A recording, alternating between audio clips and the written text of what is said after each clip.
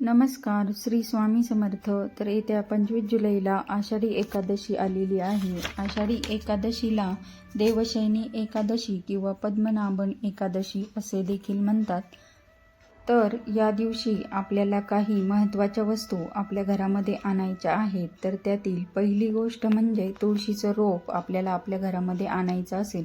अजूनही जर आपल्या घरामध्ये तुळशीचं रोप नसेल तर ते आपल्याला आषाढी एकादशीच्या दिवशी घरी आणायचं आहे व एखाद्या कुंडीमध्ये लावायचं आहे. तर बघा, आपल्याकडे जर तुळशीचं रोप नसेल तर आपल्याला आपल्या घराच्या सभोवताली कुठे जरी तुळशीचं रोप दिसलं तर ते आपण आपल्या घरी आणायचं आहे. एकादशीच्या दिवशी तुळस किंवा तुळशीची पाने तोडली जात नाहीत, म्हणून एकादशीच्या अगोदरच्या दिवशी आपण ते तुळशीचं रोप आपल्या घरी आणून ठेवायचं आहे व त्याच्या मुळाशी थोडीशी माती लावून ठेवायची आहे, जेणेकरून ते सुकणार नाही. आणि एकादशीच्या दिवशी सकाळी लवकर उठून स्नान वगैरे झाल्यानंतर ते रोप आपण आपल्या घरामध्ये एखाद्या कुंडीमध्ये लावू शकतो. आपल्या दारामध्ये जर तुळस असेल तर त्यामुळे आपल्याला भरपूर प्रमाणात ऑक्सिजन देखील मिळतो आणि तुळशीच्या रोपामुळे आपल्या घरातील वातावरण एकदम सकारात्मक असे राहते व प्रसन्न राहते.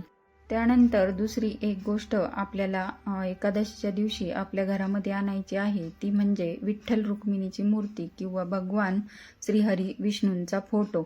तर आपल्याकडे जर विठ्ठल रुक्मिणीची मूर्ती नसेल तर ही देखील आपण या एकादशीच्या दिवशी घरी आणू शकतो आणि तिची विधिवत स्थापना आपल्या देवघरामध्ये देखील करू शकतो. अजून एक गोष्ट आपल्याला या आषाढी एकादशीच्या दिवशी करायची आहे, ती म्हणजे शंख स्थापना. तर बघा, भगवान श्री हरी विष्णूंच्या हातामध्ये जो शंख असतो तो दक्षिणावर्ती शंख देखील आपण या दिवशी खरेदी करून आणू शकतो व तो देखील आपण आपल्या देवघरामध्ये स्थापन करू शकतो. आणि या दिवशी अजून एक काम आपल्याला करायचं आहे, ते म्हणजे आपल्या देवघरामध्ये जे देव आहेत त्यांना पिवळी फुले अर्पण करायची आहेत. त्यामध्ये कमळाचं पिवळे फूल जर मिळाले तर ते अतिउत्तम. तर अशा पद्धतीने आपल्याला देवांना या दिवशी पिवळी फुले देखील अर्पण करायची आहेत.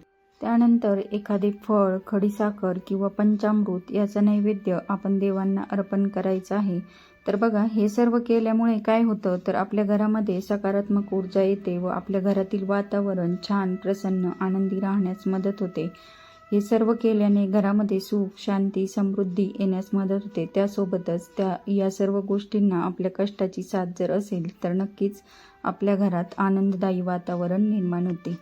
माझा हा व्हिडिओ तुम्हाला आवडला असेल तर व्हिडिओला एक लाईक करा, कमेंट करा आणि चॅनलवर नवीन असाल तर चॅनलला सबस्क्राईब करायला विसरू नका.